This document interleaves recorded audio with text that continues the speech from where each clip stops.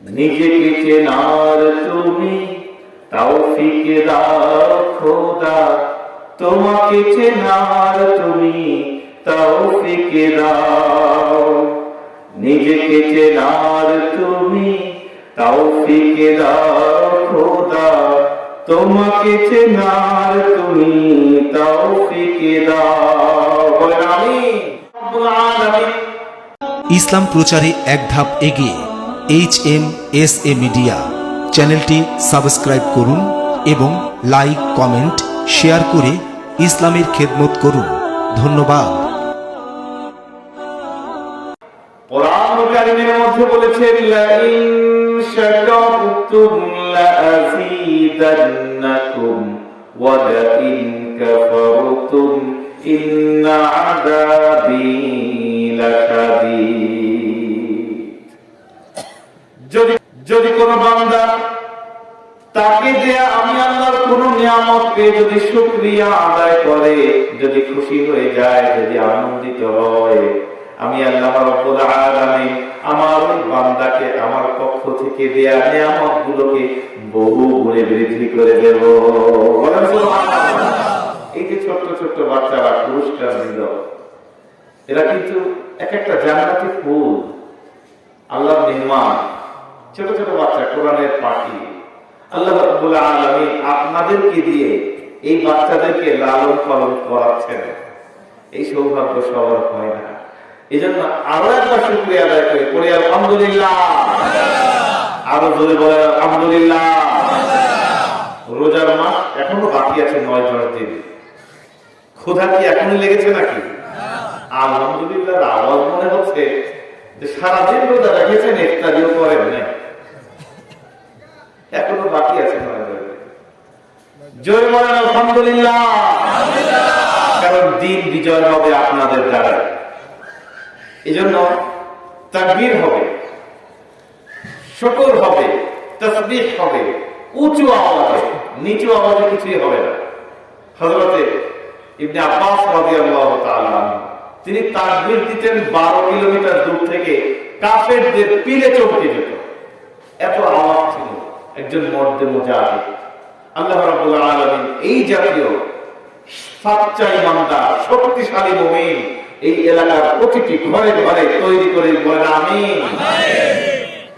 দুরূদ এবং সালাম পেশ করছি বিশ্ব মানবতার মুক্তির দূত, আখির জামানার পয়গম্বর, সাইয়্যিদুল মুরসালিন, রাহমাতুল লিল আলামিন, জনাবে মুহাম্মদুর রাসূলুল্লাহ সাল্লাল্লাহু আলাইহি ওয়াসাল্লামের প্রতি। সম্মানিত উপস্থিতি, আমরা আজকে রাত যেহেতু গভীর হয়ে গেছে, সংক্ষিপ্ত সময় কিছু কথা বলব। গভীর হলেও আপনারা যাবেন না সেটা আমি জানি। একে তো কোরআনকে ভালোবাসেন, আর তারপর ওই পাশে ডেকের বাড়ি চলছে, ডেকের মধ্যে খুব ভালো সুস্বাদু খাবার রান্না হচ্ছে। এই তাবরক না নিয়ে কেউ কি যাবেন নাকি? তাবরক নিয়ে যেতে হয়। বাড়িতে খাবার সবারই আছে আলহামদুলিল্লাহ, তারপরেও এটা হচ্ছে বরকতপূর্ণ খাবার, মাদ্রাসার খাবার, মসজিদের খাবার রান্না হচ্ছে। প্রায় মনে হয় কাছায় চলে আসতে রান্না শেষ না? আলহামদুলিল্লাহ। আপনারা সবাই নিয়েই যাবেন, কেউ বাড়ি যাবেন না। এই সংক্ষিপ্ত সময়ের মধ্যে আমরা আজকে যে বিষয়টি নিয়ে আলোচনা করতে চাই, আমার আলোচনা যারা শুনেছেন ইতিপূর্বে, আপনারা জানেন আমি নির্ধারিত একটি বিষয়ের উপরে কথা বলি। আপনাদের জন্য যে বিষয়টি আমি নির্ধারণ করেছি, যেহেতু বর্তমান ঝঞ্ঝা বিক্ষুব্ধ একটি সমাজ, এই সমাজে আপনাদের জন্য যেটা সবচাইতে বেশি প্রয়োজন সেটা হচ্ছে আপনার আমার ঈমানকে নতুন করে মজবুত করা দরকার, ঈমানকে নতুন করে সাজানো দরকার, নতুন করে আমাদেরকে সাজতে হবে, নতুন করে দ্বীনের জন্য আমাদেরকে প্রস্তুতি নিতে হবে। লাভ কি? লাভ ছাড়া আমরা কোনো কাজ করতে চাই না। এজন্য আসুন, ঈমানকে নতুন করে সাজালে আমাদের কি লাভ, উপকারটা কি, এই উপকারের উপরে কিছু কথা আপনাদের সামনে বলবো ইনশাআল্লাহ। সুবহানাকা লা ইলমা লানা ইল্লা মা আল্লামতানা ইন্নাকা আনতাল আলিমুল হাকীম।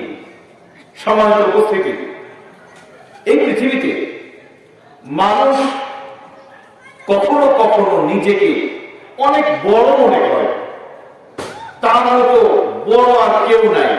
অহংকারে নিজেকে অনেক বড় মনে করে। কেউ কেউ তো বলেই বসে যে মান আশাদ্দু মিন্না কুওয়া, আমার চাইতে শক্তিশালী আর কে আছে। কেউ বলে আনা রাব্বুকুমুল আ'লা, আমি তোমাদের সবচেয়ে বড় খোদা। এরকম বলেছে ইতিহাস, এ কথাই বলে। আবার কখনো কখনো মানুষ নিজেকে এত নিচু মনে করে, এতটাই ছোট মনে করে যে সামান্য মাটি দিয়ে বানানো মূর্তি, গাছের পূজা করে, মূর্তির পূজা করে, শিয়াল, সাপ, পাথর, এগুলোরও পূজা করে মানুষ। একটু আশ্চর্যজনক কিছু দেখলেই তার সামনে নিজের মাথাকে অবনত করে দেয়। আসলে মানুষের প্রকৃত পরিচয় কি? মানুষের পজিশনটা কোথায়? ঈমান যখন মানুষ আনে, আল্লাহ রাব্বুল আলামিন ঈমানের মাধ্যমে ওই মানুষকে তার পজিশন শিখিয়ে দেয়। ঈমান আনা সর্বপ্রথম সবচেয়ে বড় যে উপকারিতা, সেটা হচ্ছে মানুষ তার শাখসিয়ত, তার পার্সোনাল, যে নিজেকে চেনা, নিজের প্রতি আত্মবিশ্বাস, আত্মমর্যাদা বোধের সৃষ্টি হয়। সুবহানাল্লাহ। ঈমান আনার এক নাম্বার উপকার হচ্ছে মানুষ আত্মমর্যাদাবান হয়, নিজেকে নতুন করে সে চিনতে পারে, পার্সোনালিটি তৈরি হয়। ঈমান মানুষকে নিচুতা, দীনতা থেকে ধরে উপরে উঠিয়ে সাফল্যের সর্বোচ্চ শিখরে আরোহণ করিয়ে দেয়। বলে সুবহানাল্লাহ। এটাই হচ্ছে ঈমান আনার প্রধান উপকারিতা। এই মানুষটি এতদিন অন্যের কাছে হাত পাতত, অন্যের কাছে চাইত, অন্যের কাছে নিজের মাথাকে অবনত করত, ভক্তি করত, মূর্তিকে ভক্তি করত। কিন্তু যখন এই মানুষটি ঈমান আনে, ঈমান আনবার সাথে সাথে ওই মানুষটি যখন বলে লা ইলাহা ইল্লাল্লাহু মুহাম্মাদুর রাসূলুল্লাহ, এই কালেমা যখন সে পড়ে, এই কালেমা পড়বার সাথে সাথে সে নতুন করে নিজেকে চিনতে পারে। সে তখন বুঝতে পারে যে আমি কেন ওই মূর্তির সামনে মাথা নত করব, কেন ওই গাছকে আমি পূজা অর্চনা করব, কেন শিয়াল, সাপ, বাঘকে কেন আমি শ্রদ্ধা করব। আমার তো মালিক এমন এক রব, এমন এক রব আমার মালিক, যিনি ওই শিয়াল, ওই সাপ, বাঘ, সিংহ, হরিণ সবকিছুর মালিক তিনি। ওই যে বড় গাছটি দাঁড়িয়ে আছে, ওই গাছটিরও মালিক তিনি। সুতরাং গাছের কাছে মাথা নত নয়, সিংহের সামনে মাথা নত নয়, বাঘের সামনে মাথা নত নয়। মাথা যদি নত করতেই হয়, তাহলে একজনের সামনে করব। তিনি কে? তিনি কে? জোরে বলেন, তার নাম কি? আল্লাহ রাব্বুল আলামিনের সামনে মাথা নত করতে হবে। এটা হচ্ছে ঈমানদারের প্রথম শিক্ষা, প্রথম উপকার। ঈমান আনবার সাথে সাথে তার মধ্যে আত্মমর্যাদা বোধের তৈরি হয়। সে তখন দেখতে পারে যে আমি যে এতদিন গাছের পূজা করতাম, মূর্তির পূজা করতাম, সাপের পূজা করতাম, এরা তো আমি যেমন আল্লাহর গোলাম, এরাও তো ওই আল্লাহরই গোলাম। সে নতুন করে নিজেকে জানতে শেখে। এজন্য আল্লাহ রাব্বুল আলামিন কোরআনুল কারীমের মধ্যে বলেছেন ইয়াবতাগুনা ইলা রাব্বিহিমুল ওয়াসিলা। ঈমানদার ব্যক্তি সে দেখে আমি এতদিন যাদের পূজা করতাম, ওরাও তো ওই আল্লাহ রাব্বুল আলামিনের কাছে যাওয়ার জন্য বিভিন্ন রকম ওসিলা তালাশ করে। সুতরাং ওদের কাছে কেন ধর্ণা দেব? ওদের কাছে আমার ধর্ণা দেওয়া যাবে না। একজন ঈমানদার তার ভুল বুঝতে পারে। এতদিন যে অন্যায় করেছে, অন্যের সামনে হাত পেতেছে, কারো কাছে মাথা নত করেছে, নতুন করে সে নিজেকে জানে যে আমার এই কাজটা তো ভুল হয়েছে। আমি তো আল্লাহ রাব্বুল আলামিন আমাকে সম্মানিত করেছেন, আমি কেন ওদের সামনে মাথা নত করব? সুতরাং ঈমানদার মাথা নত করবে না কারো কাছে। করতে যদি মাথা নত করতেই হয়, তার সামনে করবে আল্লাহ রাব্বুল আলামিন কোরআনুল কারীমের মধ্যে বলেছেন ইন্নাল্লাযীনা তাদউনা মিন দুনিল্লাহি ইবাদুন আমসালুকুম, নিশ্চয় ইন্নাল্লাযীনা তাদউনা, নিশ্চয় ওরা যাদেরকে ডাকে, আমি আল্লাহকে বাদ দিয়ে যাদেরকে ডাকে, ওই ওরাও তো আমি আল্লাহর গোলাম, ওরাও তো আমি আল্লাহর গোলাম, ওরাও তো আমার বান্দা। সুতরাং ওইগুলাকে আর ডাকা যাবে না, ডাকতে হবে আল্লাহকে। সকাল বিকাল রাত দুপুর সব সময় ডাকতে হবে আল্লাহকে, আর কাউকে ডাকা যাবে না।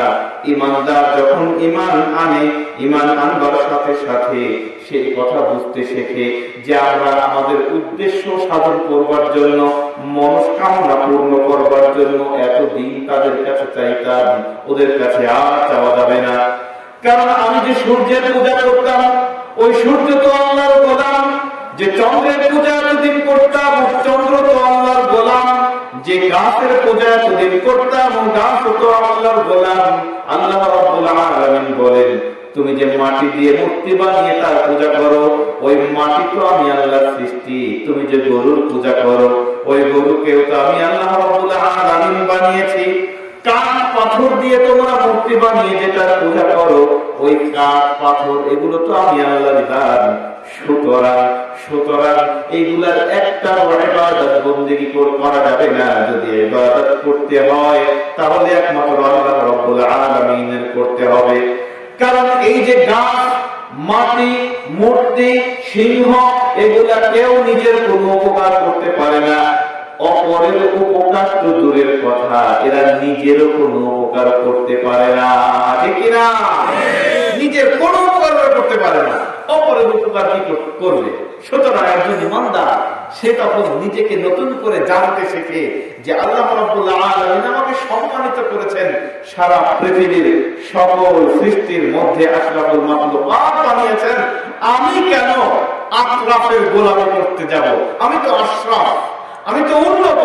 আল্লাহ রাব্বুল আলামিন কোরআনুল কারীমের মধ্যে বলেছেন, ওয়া লাকাদ কাররামনা বনি আদম ওয়া হামালনাহুম ফিল বাররি ওয়াল বাহর ওয়া রাযাকনাহুম মিনাত তাইয়্যিবাত। জোরে বলেন আল্লাহু আকবার। আরো জোরে বলেন আল্লাহু আকবার। আল্লাহ রাব্বুল আলামিন বলেন, আমি আল্লাহ এই দুনিয়ার সকল মানুষকে সম্মানিত করেছি, সম্মানিত করে পৃথিবীতে মানুষকে পাঠিয়েছি। সুতরাং ঈমান আনার পরে একজন ঈমানদারের মনের মধ্যে এই যে হীনতা এতদিন ছিল, নীচতা ছিল, এটা দূর হয়ে যায়। দূর করে আল্লাহ রাব্বুল আলামিনের গোলামে সে পরিণত হয়ে যায়। ঈমানদারের মাথা খুলে যায়। ঈমানদার ওই বুদ্ধি তার মাথায় আসে যে আমরা যে এতদিন যেগুলির সামনে নিজেদের মাথাকে নত করতাম, ওগুলো তো নিজেদের কোনো উপকার করতে পারে না, আমার কি উপকার করবে? এই কথা ঈমানদার বুঝতে পারে। আমার কথা কি বোঝা যায়? আমার কথা কি বোঝা যায়? একজন মুশরিক রাসূল কারীম সাল্লাল্লাহু আলাইহি ওয়াসাল্লামের কাছে একটি ভাঙা মূর্তি নিয়ে এসেছে। বিশ্বনবী জিজ্ঞেস করলেন যে ভাঙা মূর্তিটা কিসের, এটা কেন নিয়ে এসেছো? তখন মুশরিক বলে, ইয়া রাসূলুল্লাহ, এটা ছিল আমার প্রভু, একে আমি প্রভু মানতাম, এই কারণে যেখানেই যাই এই মূর্তিটাকে সাথে করে নিয়ে যায়, তাকে দুধ কলা খেতে দেই, সম্মান করি, ভক্তি করি, শ্রদ্ধা করি, সবসময় সাথে সাথে রাখি। একদিন দূরে কোথাও ঘুরতে গেলাম, মূর্তিটা আমার সাথে পায়খানা এসেছে। পায়খানায় তো জঙ্গলের মধ্যে আমার এই প্রভুকে নিয়ে যাওয়া যায় না, তাই রাস্তার পরে ওকে দাঁড় করিয়ে রেখে আমি জঙ্গলের মধ্যে গেলাম পায়খানা করতে। কাজ সেরে যখন আসি, এসে দেখি যে আমি যাকে প্রভু বলে ডাকি, যে মূর্তিটা, এই মূর্তির মাথা থেকে পা পর্যন্ত ভিজা। আমি চিন্তা করলাম, এটা না জানি কোন বরকতের পানি, আমার প্রভুর সারা গা ভিজা। বরকতের পানি মনে করে আমি আমার প্রভুকে ধরে চাটা শুরু করলাম। বলেন নাউজুবিল্লাহ। তিনি চাটা দিয়েছেন। মুশরিক বলছেন, জিয়া রাসূলুল্লাহ, যখন আমি চাটা দিলাম, বরকতের পানি মনে করে আমার নাকের মধ্যে উদ্ভট একটা গন্ধ আসলো। আর ওই যে পানিটা ঝাঁঝালো, অ্যাসিডিক স্বাদটা ছিল ঝাঁঝালো। আমি চিন্তা করলাম, বরকতের পানি যদি হবে তাহলে এমন গন্ধ আর ঝাঁঝালো স্বাদ হবে কেন? আশেপাশে তাকিয়ে দেখি একটা কুকুর হেঁটে যায়, তার নিচ থেকে কখনো পর্যন্ত টপ টপ করে ওই পানি পড়ছে। ইয়া রাসূলুল্লাহ, আমি তখন বুঝতে পারলাম যে এই যে বরকতের পানি আমি চাপা দিলাম, এটা কোথা থেকে এসেছে।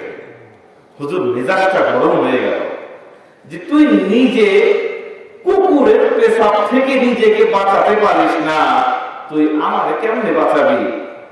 পাও ধরে দিলাম একটা আশা, তাই খান খান হয়ে গেছে। রাসূল কারীম সাল্লাল্লাহু আলাইহি ওয়াসাল্লাম এই মুশরিকের কথা শুনে হেসে দিলেন। কিতাবের মধ্যে এসেছে বিশ্বনবী সাধারণত হাসলে তার দেখা যেত না, কিন্তু সেদিন তার দন্ত মুবারক এই মুশরিকের কথা শুনে সবগুলো দন্ত মুবারক বিকশিত হয়ে গিয়েছিল। বলেন সুবহানাল্লাহ। বিশ্বনবী বললেন, মুশরিক, তুমি এখন এই ভাঙা মূর্তি নিয়ে আমার কাছে কেন এসেছো, কি চাও? মুশরিক ডাক দিয়ে বলে, ইয়া রাসূলুল্লাহ, আমার চক্ষু খুলে গেছে, আমার দৃষ্টি উন্মুক্ত হয়ে গেছে। আমি বুঝতে পেরেছি এতদিন যে প্রভুর ইবাদত আমি করতাম, যাকে চিন্তা করতাম আমাকে বিপদ থেকে বাঁচাবে, ওই প্রভু নিজে কুকুরের পেশাব থেকে নিজেকে বাঁচাতে পারে না, আমাকে কি করে বাঁচাবে? এই চিন্তা আমার মাথায় এসেছে, তাই আমি আপনার কাছে এসেছি। আমাকে সত্যের সন্ধান দিন, আমাকে আলোকে উদ্ভাসিত করে দিন, দ্বীনের আলোর মধ্যে আমাকে, দ্বীনের আলোকিত পথে আমাকে পরিচালিত করে দিন। রাসূল কারীম সাল্লাল্লাহু আলাইহি ওয়াসাল্লাম ওই মুশরিকের কথা শুনে বললেন, মুশরিক, তুমি এখনই তেলাওয়াত করো, লা ইলাহা ইল্লাল্লাহু মুহাম্মাদুর রাসূলুল্লাহ সাল্লাল্লাহু আলাইহি ওয়াসাল্লাম। মুশরিক নিজেকে চিনতে পেরেছে, নতুন করে নিজেকে চেনা, এটা কিন্তু খুব বড় একটা ব্যাপার। যে ব্যক্তি নিজেকে চিনতে পেরেছে সে তার রবকে চিনতে পেরেছে। বলেন সুবহানাল্লাহ। আপনি যদি আপনার নিজেকে চেনেন, তাহলে আপনার রবকেও আপনি চিনতে পারবেন। আপনি সম্মানিত, আপনি মর্যাদাবান। আপনাকে আল্লাহ রাব্বুল আলামিন পৃথিবীতে পাঠিয়েছেন গোটা পৃথিবীর অন্য সকল প্রাণীকুলের মধ্যে শ্রেষ্ঠ করে তাদেরকে নেতৃত্ব দেওয়ার জন্য। বলেন সুবহানাল্লাহ। নিজেকে চেনার তুমি তৌফিক দাও খোদা, তোমাকে চেনার তুমি তৌফিক দাও। নিজেকে চেনার তুমি তৌফিক দাও খোদা, তোমাকে চেনার তুমি তৌফিক দাও। বলেন আমিন। সুতরাং একজন ইমানদার তার সবচেয়ে বড় উপকার হচ্ছে সে নিজের সম্মান নিজে বুঝতে পারে, নিজের পার্সোনালিটি নতুন করে সে জানতে পারে, নিজে এ কথা অনুধাবন করতে পারে যে পৃথিবীর মধ্যে সবচেয়ে ক্ষমতাধর, যার কাছে মাথা নত করা যায়, তিনি হচ্ছেন, সবাই বলেন, তিনি কে? কোরআন কারীমের মধ্যে আল্লাহ বলেন, আন্নাল কুওয়াতা বিল্লাহি জামিআ। সকল ক্ষমতার মালিক আল্লাহ। সকল ক্ষমতার মালিক কে? আমাদের বাংলাদেশের সংবিধানে লেখা আছে সকল ক্ষমতার মালিক জনগণ। বলে না, সকল ক্ষমতার মালিক কি লেখা? জনগণ। এই কথা লেখা সংবিধানের মধ্যে, অথচ আল্লাহ রাব্বুল আলামিন বলেছেন সকল ক্ষমতার মালিক আল্লাহ। আন্নাল কুওয়াতা লিল্লাহি জামিআ। সুতরাং যারা বিশ্বাস করে জনগণ সকল ক্ষমতার উৎস, ওদের ঈমান নেই। ওদের কি নাই? ঈমান নাই। এই কথা যদি কোনো মুমিন বুঝে শুনে এই কথা যদি বলে, সঙ্গে সঙ্গে তার ঈমান চলে যাবে। সুতরাং আমাদের দেশের সংবিধানে এই জাতীয় কুফরি কথা না থাকুক, এটাকে আমরা সবাই চাই। এটাকে আমরা সবাই চাই। তাহলে আসুন আমরা সেই অনুযায়ী কথা বলি, সেই অনুযায়ী কাজ করি। যে দল ক্ষমতায় গেলে, যে মানুষগুলো রাষ্ট্র চালালে সংবিধানে কোরআন ভিত্তিক সংবিধান নতুন করে রচিত হবে, এদেশ ইসলাম দিয়ে চলবে, সেই জাতীয় মানুষদেরকে ক্ষমতায় পাঠাবার চেষ্টা করি। আমরা পারবো না ইনশাআল্লাহ? আরে আপনি সারা জীবন চেষ্টা করলেন, পারলেন না, আল্লাহর কাছে তো অন্তত এটা বলতে পারবেন যে আল্লাহ চেষ্টা করেছিলাম, চেষ্টা করেছিলাম ওদের কথায় গা ভাসিয়ে দেই না, কুফরি মন্তব্য যেখানে লেখা আছে ওইটাকে বিশ্বাস করি নাই। সারাটা জীবন চেষ্টা করেছি যে এই দেশটা কোরআন দিয়ে চলুক, পারি নাই, তুমি তৌফিক দাও নাই, কিন্তু আমি তো চেষ্টা করেছি। আল্লাহ রাব্বুল আলামিন আপনার চেষ্টার কারণে আপনার ফয়সালা জান্নাত করে দেবেন, বলেন আলহামদুলিল্লাহ। এই জন্য আমরা বলছিলাম যে ভাই সকল, যে একজন ইমানদার সে সব সময় চিন্তা করবে ঈমান আনবার কারণে তার অন্তরের মধ্যে এই বিশ্বাস জাগ্রত হয় যে ক্ষমতার মালিক কে? আল্লাহ রাব্বুল আলামিন। এই পৃথিবীতে আর কেউ কোনো কিছু করার ক্ষমতা রাখে না। যা কিছুই হয় সবকিছু আল্লাহর ইশারায় হয়। কার ইশারায়? আল্লাহর ইশারায়। এই কথা ঈমানদার বিশ্বাস করবে যে তাকে কেউ পরাভূত করতে পারবে না, সে কখনো কাউকে ভয় পাবে না। এই বিশ্বাস ঈমানদারের অন্তরের মধ্যে বদ্ধমূল হয়ে যায়। এটা ঈমান আনার 1 নাম্বার উপকারিতা। কথা বুঝতে পেরেছেন তো? 2 নাম্বার উপকারিতা আসে ঈমান আনবার। 2 নাম্বার উপকারিতা হচ্ছে যে ঈমানদার ঈমান আনবার কারণে সে সাহসী হয়। কি হয়? সাহসী হয়। ঈমানদার কাউকে ভয় পায় না। ঈমানদার সব সময় সাহসী হয়। ভয় যদি করতে হয় একজনকে করে, তিনি কে? আল্লাহ ছাড়া ঈমানদার আর কাউকে ভয় পায় না। এটাই হচ্ছে ঈমান আনার 2 নম্বর উপকারিতা। ওই যে হযরত ওমর রাদিয়াল্লাহু তাআলা আনহু, তিনি যখন ইসলাম গ্রহণ করলেন, বিশ্বনবীকে বললেন, ইয়া রাসূলুল্লাহ আলাসনা আলাল হক, আমরা কি সত্যের উপরে প্রতিষ্ঠিত নই?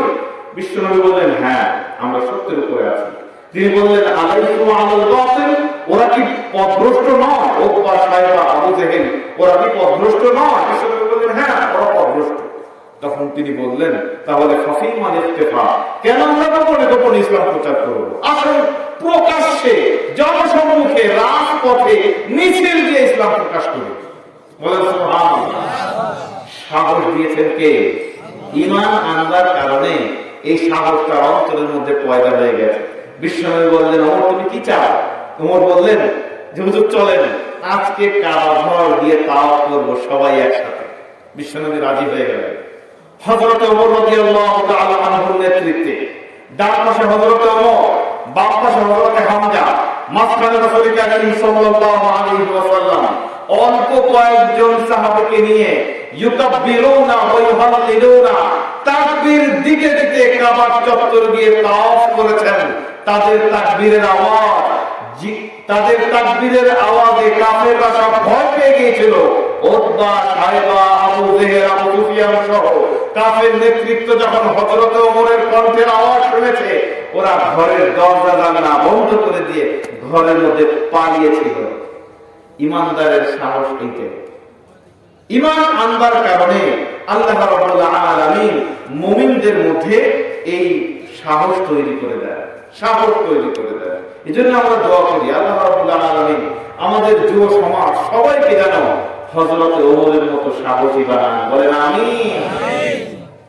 দাও খোদা দাও আমায় আবার ওমর দারাজ দিল, দাও খোদা দাও আমায় আবার ওমর দারাজ দিল, দাও আলীর মতো বীর সেনানী, আলীর মতো বীর সেনানী জাগাতে নিখিল, দাও খোদা দাও আমায় আবার ওমর দারাজ দিল। বলেন আমিন। ঈমানদার এই সাহস কোথায় পায়? আল্লাহ রাব্বুল আলামিন সাহস দেন। কে দেন? কারণ কোরআনুল কারীমের মধ্যে আল্লাহ রাব্বুল আলামিন বলেছেন, ওয়া ইয়ামসাসকাল্লাহু বিদুররিন ফালা কাশিফা লাহু ইল্লা হুয়া ওয়া ইয়ুরিদকা বিখাইরিন ফালা রাদ্দা লিফাদলি। জোরে বলেন আল্লাহু আকবার। কোরআনুল কারীম বলছেন, আল্লাহ রাব্বুল আলামিন যদি এই পৃথিবীর কাউকে ক্ষতি করতে চায়, আল্লাহ রাব্বুল আলামিনের এই ক্ষতি থেকে ওই ব্যক্তিকে গোটা পৃথিবী মিলেও বাঁচাতে পারে না। আর আল্লাহ রাব্বুল আলামিন যদি কারো ক্ষতি না চান, যদি উপকার করতে চান, যদি কল্যাণ চান, এই কল্যাণ থেকে ফিরিয়ে রাখবার সাধ্য গোটা পৃথিবীর কারো নাই। বলেন সুবহানাল্লাহ। সুতরাং একজন মুমিন সে বিশ্বাস করবে, যদি একটা বুলেটের গায়ে যদি আমার নাম লেখা থাকে, আর ওই বুলেট যদি আমার দিকে ছোড়া হয়, সারা পৃথিবীর সবাই মিলেও যদি আমাকে পাহারা দেয়, আমাকে ওই বুলেট থেকে বাঁচাতে পারবে। আর যদি কোন বুলেটের গায়ে আমার নাম লেখা না থাকে, বৃষ্টির মতো যদি গুলি করা হয়, তারপরও একটা গুলিও আমার গায়ে লাগবে না। এর নাম ঈমান। এর নাম কি? ঈমানদারের প্রধান 2 নাম্বার যে উপকার, সেটা হচ্ছে ঈমানদার সাহসী হয়। এই সাহসী হওয়ার কারণে সে হক কথা বলতে কাউকে ছেড়ে দেয়। যেটা হক, যেটা স্পষ্ট, আল্লাহ রাব্বুল আলামিন কোরআনুল কারীমের মধ্যে বলেছেন, কার বিপক্ষে যায় আর কার পক্ষে যায়, তার চেহারার দিকে তাকিয়ে ঈমানদার কথা বলে না। ঈমানদার কথা বলে কোরআন দেখে। ঈমানদার কোরআনের কথাগুলো বলতে ভয় পায় না, যে আমি চাকরি করি, হক কথা বললে চাকরি চলে যাবে, এই ভয় সে পায় না। ঈমানদার চিন্তা করেন না যে আমি ইমামতি করি, হক কথা বললে ইমামতি চলে যাবে, এই চিন্তা সে করে না। হক কথা অকপটে বলেই যায়, কারণ রিজিক এর মালিক কে? রিজিকের মালিক কে? আল্লাহ রাব্বুল আলামিন কোরআনুল কারীমের মধ্যে বলেছেন, ইন্নাল্লাহা হুয়ার রাজ্জাকু যুল কুওয়াতিল মাতিন। রিজিকের একমাত্র নিরঙ্কুশ ক্ষমতাধর হচ্ছেন আল্লাহ রাব্বুল আলামিন। রিজিকের মালিক কে? এটা যদি বিশ্বাস হয়, অন্তরে যদি বিশ্বাস হয়, তাহলে ওই ব্যক্তি হক কথা বলতে দ্বিধা করবে। ঈমানদার সাহসী হয়। ঈমানদার কি হয়? সাহসী হয়। মসজিদগুলোতে আজকাল বিভিন্ন রকম কমিটির লোক দায়িত্ব পালন করে। কমিটির মধ্যে এমন লোক থাকে যে যারা ধর্ম নিরপেক্ষ মতবাদে বিশ্বাসী। আল্লাহর আইন আল্লাহর জমিনে প্রতিষ্ঠাটা এটা তারা চায় না। তারা চায় যে রাজনীতি থাকবে একদিকে, মসজিদ থাকবে আর একদিকে। এরকম মানুষ কি সমাজে আছে? আছে এরকম মানুষ? এই জাতীয় মানুষের, যারা ধর্ম নিরপেক্ষ মতবাদে বিশ্বাসী, আল্লাহর জমিনে তার আইন প্রতিষ্ঠা পাক, এটা তারা চায় না, তাদেরকে মসজিদ কমিটিতে রাখবার থাকবার কোনো অধিকার নেই। মসজিদ কমিটিতে তারা থাকবার কোনো অধিকার নেই, কারণ মসজিদ কমিটি আবাদ করবে কারা, এ কথা আল্লাহ রাব্বুল আলামিন কোরআনুল কারীমের মধ্যে স্পষ্ট করে দিয়েছেন। সূরাতুত তাওবা আল্লাহ বলেছেন, ইন্নামা ইয়া'মুরু মাসাজিদাল্লাহি মান আমানা বিল্লাহি ওয়াল ইয়াউমিল আখির ওয়া আকামাস সালাতা ওয়া আতাজ যাকাতা ওয়া লাম ইয়াখশা ইল্লাল্লাহ ফাআসা উলাইকা আন ইয়াকুনু মিনাল মুত্তাকিন। জোরে বলেন আল্লাহু আকবার। আল্লাহ বলছেন, নিশ্চয়ই মসজিদ আবাদ করবে ওই সকল মানুষ যারা নাকি আল্লাহ এবং আখিরাতের উপরে বিশ্বাস স্থাপন করেছে, যারা নামাজ কায়েম করে, যারা যাকাত প্রদান করে। আর এই 4টি কাজ করতে গিয়ে আল্লাহর প্রতি বিশ্বাস, আখিরাতের প্রতি বিশ্বাস, নামাজ প্রতিষ্ঠা করা, যাকাত প্রদান করা, এই 4টি কাজ করতে গিয়ে বিভিন্ন রকম বাধা আসবে, বিভিন্ন রকম হুমকি আসবে। জানের হুমকি, মালের হুমকি, চাকরির হুমকি, বিভিন্ন রকম বাধা বিপত্তি আসবে, জীবনের হুমকি আসবার পরেও ওই ব্যক্তি ওয়ালাম ইয়াখশা ইল্লাল্লাহ, আল্লাহ ছাড়া এই দুনিয়ার কোনো হুমকিকে সে ভয় পাবে না। কার কথা? কার কথা? 4টা জিনিস, আল্লাহর প্রতি ঈমান, আখিরাতের প্রতি ঈমান, নামাজ কায়েম করবে, যাকাত প্রদান করবে। এই 4টা কাজ করতে গিয়ে কি বাধা আসে নাকি? বাধা আসে? আল্লাহর প্রতি ঈমান আনবে, বাধা আসবে কেন? আখিরাতের প্রতি ঈমান আসবে, বাধা আসবে কেন? ব্যাপারটা হচ্ছে, আমি যদি বলি যে আমি আল্লাহকে বিশ্বাস করি, এই কথা বললে কি কেউ মারে? মারে না। কিন্তু আল্লাহ রাব্বুল আলামিন কোরআন কারীমের মধ্যে বলছেন, যে ব্যক্তি আল্লাহর উপর ঈমান আনবে, আখিরাতকে বিশ্বাস করবে, নামাজ কায়েম করবে। আচ্ছা, আমরা যদি বলি আসুন সবাই নামাজ পড়ি, কেউ কি বাধা দেবে? বাধা দেবে না। আসুন সবাই যাকাত দেই, কেউ কি বাধা দেবে? বাধা দেবে না। তাহলে ভয় কিসের? তাহলে ভয় কিসের? আল্লাহ বলছেন ওয়ালাম ইয়াখশা ইল্লাল্লাহ। এই যে একটা কাজ করতে গিয়ে যদি কোনো ভয় আসে, ভয়টা কিসের? জানের ভয়। ভয়টা কিসের? মালের ভয়। ভয়টা কিসের?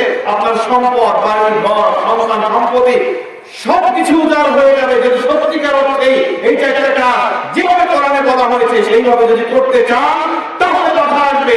আর ওই বাধার বিপরীতে আল্লাহ ছাড়া দুনিয়ার কাউকে ভয় করা যাবে না।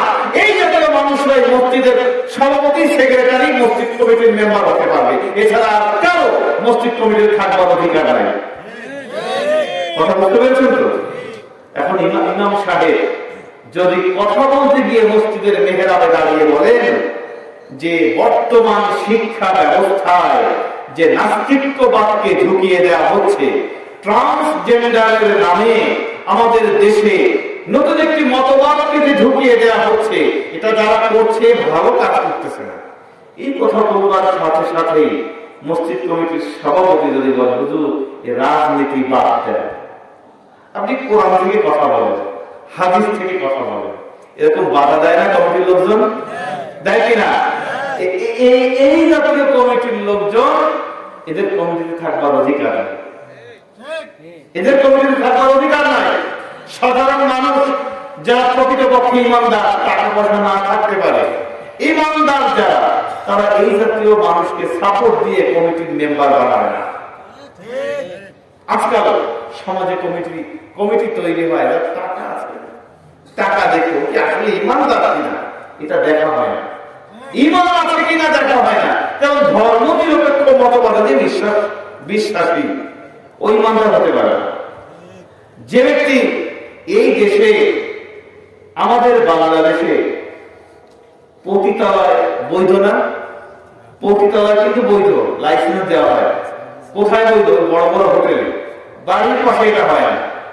মদ, আপনি জানেন নতুন আইন হয়েছিল গত 2 বছর আগে। একটা এলাকায় যদি একজন 21 বছর বয়সের ছেলে, সে যদি রাষ্ট্রের কাছে, মাদক দ্রব্য নিয়ন্ত্রণ অধিদপ্তরের কাছে এই কথা বলতে পারে যে আমি মদ খাবো কিন্তু কোন রকম মাতলামি করবো না, এরকম যদি সে নিশ্চয়তা প্রদান করতে পারে, তাহলে এই 21 বছরের ঊর্ধ্ব ছেলেটাকে মদ খাওয়ার লাইসেন্স দেওয়া হবে। বলেন নাউযুবিল্লাহ। এবং এরকম লাইসেন্স ধারী 100 যুবক যদি একটা এলাকায় থাকে, তাহলে ওই এলাকায় একটা মদের দোকান দেওয়ার বৈধতা পাওয়া যাবে। বলেন নাউযুবিল্লাহ। এটা হচ্ছে বাংলাদেশের আইন। ব্যাপারটা এমন যে মদ যদি আপনার রাস্তার পাশে বসে ছোট করে খান, ওইটা আপনাকে বাধা দেবে। আপনি যদি হোটেলের মধ্যে বসে খান, আপনাকে বাধা দেবে। ওইটা নাকি বৈধ, ওইটা নাকি জায়েজ, ওইটাকে হালাল করেছে। রাস্তায় খাওয়া হারাম আর হোটেলের মধ্যে খাওয়া হালাল। বড় বড় ফাইভ-স্টার হোটেলগুলোতে হুইস্কির নামে, বিয়ারের নামে, তারপরে বিভিন্ন রকম আনকমন নাম দিয়ে মদের ছড়াছড়ি হয়ে গেছে। বিদেশি প্রভুদেরকে খুশি করবার জন্য বিভিন্ন রকম মানুষদেরকে এই মদ দিয়ে তাদের আনন্দ দেয়, ফুর্তি করে সবাই মিলে। এটাকে জায়েজ করেছে আমাদের বাংলাদেশের কোর্ট কাছারি, আদালত এটাকে জায়েজ করে দিয়েছে। আল্লাহ যেটাকে হারাম করেছেন, সারা পৃথিবীও যদি ওটাকে হালাল করে, ওটাকে হালাল হবে? পায়খানা খাওয়া হালাল না হারাম? এখন এই পায়খানা রাস্তার পাশে পড়া, এটা যদি হারাম হয়, এটা যদি হারাম হয়, ওই একই পায়খানা 5-স্টার হোটেলে 10 টাকার উপরে যদি দামি পিরিজে চামচ দিয়ে খেতে দেওয়া হয়, ওটা কি হালাল হয়ে যাবে নাকি? এটাও হারাম, ওটাও হারাম। মদ ঠিক তেমনি ভাবে অল্প হোক বেশি হোক, রাস্তায় হোক ঘরে হোক, হোটেলে হোক বাড়িতে হোক, সব জায়গায় হারাম। আর এই হারামের পক্ষে যারা না, যারা হারাম বলে, তাদেরকে যারা সাপোর্ট করে, এই জাতীয় লোক মসজিদ আবাদ করবার অধিকার রাখে না। কথা বুঝতে পেরেছেন তো? আল্লাহ রাব্বুল আলামিন আপনাদের সকলকে বুঝবার তৌফিক দান করুন। বলেন আমিন। সম্মানিত উপস্থিতি, আমরা বলছিলাম যখন একজন ইমানদার ইমানদার, যারা প্রকৃত ইমানদার, তারা যদি মসজিদ আবাদ করে তাহলে আল্লাহ বলছেন ফাআসা উলাইকা আন ইয়াকুনু মিনাল মুত্তাকিন, ওই এলাকার মানুষ আশা করা যায় যে তারা হেদায়েত প্রাপ্ত হবে। বলেন সুবহানাল্লাহ। একটা মসজিদ, একটি মাদ্রাসা, এগুলো প্রতিষ্ঠা হয় এলাকার মানুষকে হেদায়েত দিয়ে জান্নাতের দিকে নেওয়ার জন্য, ঠিক কিনা? এলাকার মানুষ যেন জান্নাতমুখী হয়, ইসলামমুখী হয়, ধর্মভীরু হয়, শালীন হয়, মার্জিত হয়, ভদ্র হয়। এই কারণেই তো একটি মাদ্রাসা হয়, একটি মসজিদ বানানো হয়, ঠিক কিনা? আল্লাহ রাব্বুল আলামিন বলছেন মসজিদ মাদ্রাসা তো হলো, এটা যারা আবাদ করবে তারা যদি এই চারটা গুণে গুণান্বিত হয়, সেই সাথে এই চারটি কাজ করতে গিয়ে কোনো বাধা যদি আসে, বুক টান টান করে বুনিয়াদ মাখসুস হয়ে দাঁড়িয়ে যাবে এবং এই চারটি কাজ সমাজে প্রতিষ্ঠার জন্য অক্লান্ত পরিশ্রম করবে, কোন রূপ ভয় পাবে না আল্লাহকে ছাড়া আর কাউকে, তাহলেই ফাআসা উলাইকা আন ইয়াকুনু মিনাল মুত্তাকিন, ওই এলাকার মানুষ এই মসজিদ দ্বারা, এই মাদ্রাসা দ্বারা হেদায়েত প্রাপ্ত হবে। বলেন সুবহানাল্লাহ। এই জাতীয় হেদায়েত আপনারা কি পেতে চান? সবাই কি আপনারা জান্নাতে যেতে চান? যদি যেতে চান তাহলে অবশ্যই নতুন করে ভাবতে হবে, নতুন করে নিজেদেরকে গড়তে হবে, আশপাশ চারিদিকে চোখ কান খোলা রাখতে হবে। ইসলাম বিরোধী কোন শক্তি যেন কোন রকম কোন পর্যায়ে চেয়ারে বসতে না পারে, সেগুলো সজাগ দৃষ্টি রাখতে হবে। পারবেন না ইনশাআল্লাহ? এই সমাজে কি সুদ আছে? সুদ আছে? আপনার কত খারাপ একটা জিনিস, এই সুদি কারবার যারা করে এরাও দেখেছি মসজিদ কমিটিতে থাকে বিভিন্ন এলাকায়। এর চাইতে দুঃখজনক, এর চাইতে গর্বিত কাজ আসমানের নিচে আর জমিনের উপরে দ্বিতীয়টা হতে পারে না। দ্বিতীয়টা নাই। আল্লাহর হাবিব রাসূল কারীম সাল্লাল্লাহু আলাইহি ওয়াসাল্লাম তিনি বলেছেন যে যে ব্যক্তি সুদ খায় আল্লাহ তো ওর উপরে গজব দেয়, ও একা না, ওই এলাকার সকল মানুষের উপরে গজব দেয়াকে বৈধ করে নেয় ওই একজন মানুষ। বলেন আলহামদুলিল্লাহ। একজন সুদ খেয়েছে, ও গর্বিত কাজ করেছে, অনেক নিকৃষ্ট, ও সমাজের সবচাইতে নিকৃষ্ট কালপিট, একটা